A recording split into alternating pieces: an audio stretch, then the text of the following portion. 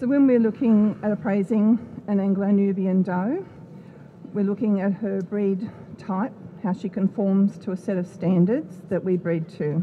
При бонитировании мы смотрим на соответствие представленного животного определенным стандартам породы, в соответствии с которыми мы их разводим.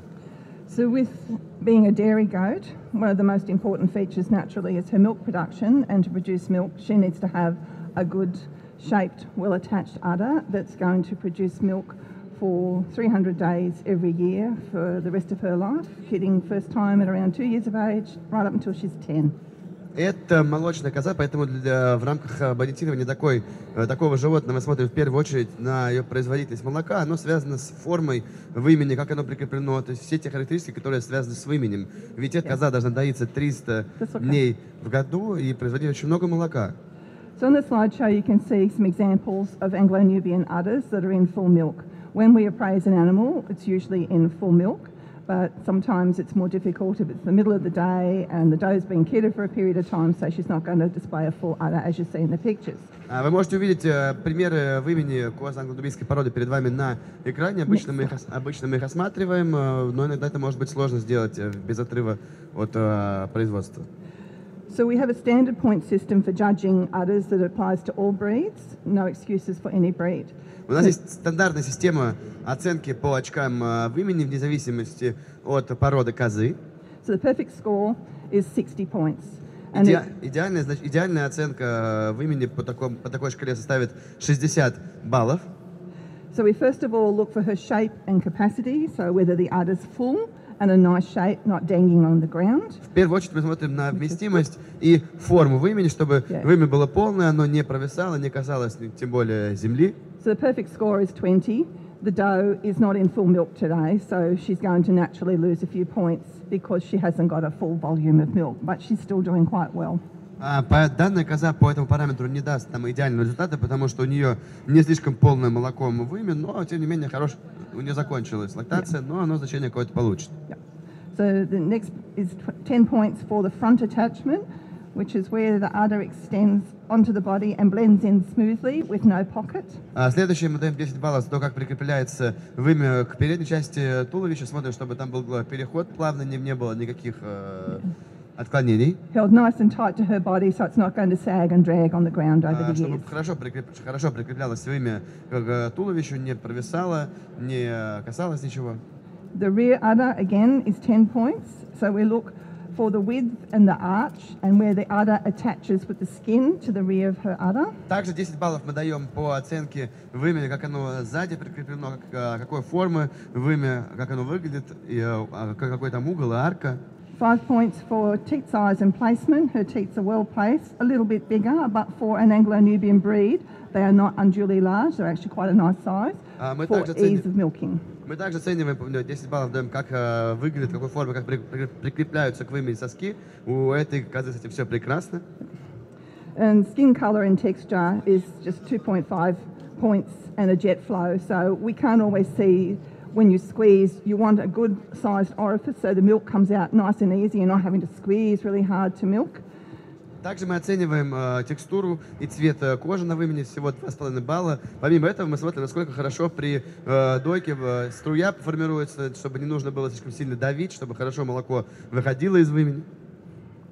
And then once the goat's been assessed at that point, the breeder will take the goat out of the ring, milk her out and bring her back, and then the judge will reassess the milk out, whether she collapses down, nice, soft, silky udder.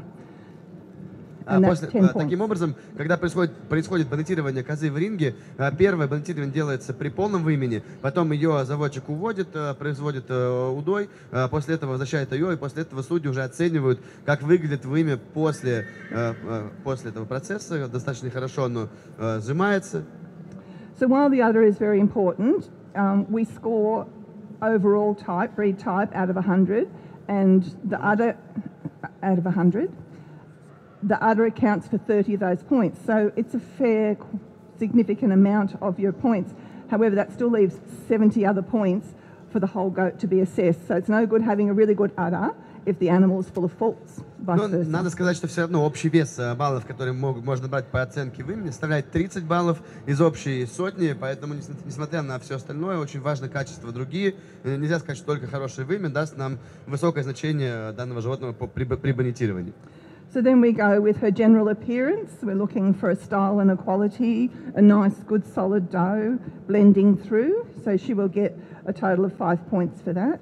Затем мы смотрим на общую, как выглядит животное, общее состояние, какой формы, какого силуэта. Можно по этому параметру набирать 5 баллов. Good temperament, alert but docile, which this doe is showing really nice. She's taking in what's around her, but she's not wigging out. Помимо этого оценивается характер животного, чтобы коза отдавалась отчет в происходящем, в то же время была спокойной. Эта козочка прекрасно нам это демонстрирует. Она все вокруг видит, но в то же время сама остается спокойной. Then we look at her head. So you want an arched profile and a short head, not a long nose, not flat. Nicely arched. Hers is adequate. Some will have a more prominent arch, but you'll quite often find with a more prominent arch, they have an undershot jaw and they will show their teeth, which is a fault. После этого мы оцениваем форму головы животного. Здесь важно, чтобы у нее была хорошо ярко выраженная бровная дуга, чтобы здесь была эта дуга видна, и в то же время, чтобы морда не была слишком длинной, чтобы не было слишком острых зубов. То есть смотрим два параметра: дуга и длина головы. And then the ears, you want them low set on the head, level with the eye, not up here, but nice and low where they are level with her eye. Little, not lifting and flying away. And you want length, they're supposed to meet, which hers go quite well. Затем мы оцениваем уши. Уши должны быть правильно прижаты к голове. На уровне глаз уши начинаются, чтобы они не слишком сильно болтались, чтобы они были правильные по длине. So that's a total of 8 points out of the whole goat. So it's very easy to get swayed by the look of an Anglo-Nubian with the pretty colours and the exotic head. It's only a small percentage of the overall goat. So then we look at the more important parts. Но несмотря на это, общее количество баллов, набираемых за оценку головы животного, это всего 8 баллов, поэтому не стоит вестись на красоту, на красивый цвет, на красивую форму головы. Это только 8 баллов от общей оценки животного при бонитировании. So you want a nice dairy neck. So long, fine, blending into her withers. And again down here, nice and full, with good brisket. Дальше смотрим на шею, как она у нас идет, как у нас шея переходит в спину, как она у нас прикрепляется ниже, как она идет у нас на грудинку. The forequarters, again blending. Anglo-Nubians can dip slightly behind the wither. They prefer not to without any weakness. So sometimes you'll see them go down and up, and there's a slide further down that's got that. But she blends very nicely into her shoulders. They're nice and tight. You can't get underneath her shoulder blades. They're not Смотрим, как у нас переходит шея в плечи, как она у нас соединяется с подмышками. Очень хорошее соединение здесь у нас.